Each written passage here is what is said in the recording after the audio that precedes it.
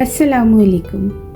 आज जो आप बीती मैं लेकर आई हूँ आपके सामने, उसको मैं जैसा करोगे वैसा भरोगे का नाम दूँगी। जैसे कि आप जानते हैं, मैं एक साइकोलॉजिस्ट हूँ और आपके सामने अपने पेशेंट्स की रियल स्टोरीज़ लेकर आती हूँ। ये मेरी पेशेंट नौशीन की कहानी है, जिनको मेरे पास आते हुए लगभग 6 मंथ्स हो चुके हैं। डेफिनेटली मैं उनकी इजाज़त से ये आपके साथ शेयर कर रही हूँ, तो चलें शुरू करते हैं। नौशीन एक बहुत अच्छे और शरीफ ख़ानदान की बहू थी। वो अपने बूढ़े सासू सर और अपने एक बेटे जिसकी उम्र 10 साल थी रहती थी। नौशीन के हस्बैंड का कारोबार था जो कि बहुत अच्छा खासा चल रहा था। नौशीन को अपने बेटे का दादा दादी के साथ घुलना मिलना पसंद नहीं था।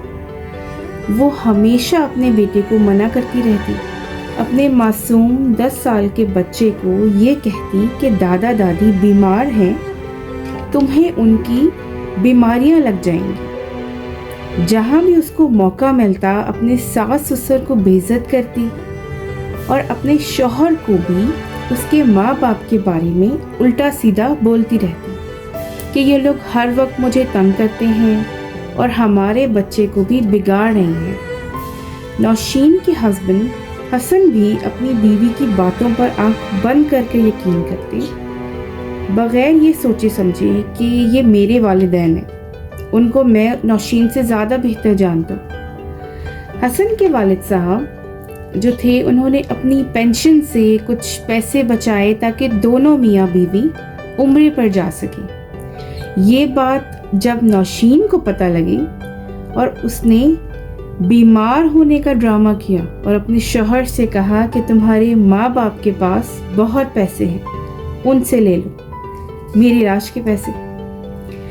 जब हसन बाप के पास गया और सारी सिचुएशन बताई और पैसों की डिमांड की, तो उसकी माँ ने कहा, बेटा वो पैसे तो तुम्हारे अब्बू ने बहुत मेहनत और अरसा लगाकर हमारे उम्रे के लिए जमा किए हैं। तो हसन माँ बाप को कहता है कि आप लोग हर वक्त मुझे कहते हैं हम तुम सबसे प्यार करते हैं, वो सिर्फ बातें ही हैं, अब उसको साबित करें। हसन का जो बाप था वो काफ़ी देर से चुप ये सब बातें सुन रहा था। उसने बीवी को इशारा किया कि सारी रकम लेकर आओ और हसन को दे दो। हसन की माँ को एतराज़ हुआ क्योंकि वो बहू को जानती थी, वो ये नहीं करना चाहती थी, लेकिन उसके शौहर का हुक्म था और शौहर के हुक्म को मानते हुए उसने पैसे लाए और बेटे को थमा दिए। जब नौशीन अपने सास ससुर की तमाम जमा पूंजी उनसे ले चुकी थी, तब उसको अपने सास ससुर को बर्दाश्त करना बहुत मुश्किल लग रहा था। उसने आए रोज़ हसन को ये कहना शुरू कर दिया कि तुम्हारे पेरेंट्स मेरे बेटे को बीमार कर देंगे, तुम्हें चाहिए उनको ओल्ड होम भेज दो। वो डेली ये बात अपने शौहर के कानों में डालती, इनको ओल्ड होम भेज दो, ये वहाँ खुश रहेंगे, इनका वहाँ इलाज भी जारी रहेगा। पहले तो ये बात हसन नहीं माना, लेकिन एक दिन अचानक जब रोज़ रोज़ उसकी बीवी उसको कहती थी, तो वो पेरेंट्स के रूम में गया और उनको कहा कि आप लोगों की बुकिंग मैं ओल्ड होम में करा चुका हूँ, बराए मेहरबानी आप लोग अपनी पैकिंग शुरू करें, मैं आप लोगों को छोड़ आता हूँ। अब जब हसन के बेटे को ये सब मालूम हुआ, जो कि सिर्फ 10 साल का था, वो बहुत दुखी हुआ क्योंकि वो दादा दादी के साथ बहुत अटैच था, बहुत क्लोज था। जब हसन माँ बाप का सामान रख रहा था, तो वो खड़े होकर दादा दादी को और अपने बाप को उनका सामान गाड़ी में रखते हुए चुपचाप देख रहा था। देखते हुए उसने माँ से ये सवाल किया, नौशीन से कहता है कि मम्मा प्लीज़ दादा दादी को रोक लें, ये लोग कहाँ जा रहे हैं। नौशीन ने प्यार से बच्चे को समझाया और बोली, बेटा दादा दादी ओल्ड होम जा रहे हैं, ये बहुत खुश रहेंगे। बेटे ने माँ को देखा, कुछ लम्हे चुप रहा और फिर नौशीन से कहा, मम्मा اگر یہ لوگ واقعی وہاں خوش رہیں گے تو پھر ٹھیک ہے، ان کو جانے دیں۔ جب آپ لوگ بوڑھے ہو جائیں گے میں آپ کو اور بابا کو بھی وہیں بھیج دوں گا تاکہ آپ لوگ بھی خوش رہ سکیں۔ 10 سال کے بچے کی یہ بات سن کر حسن اور نوشین دونوں شاکڈ رہ گئے۔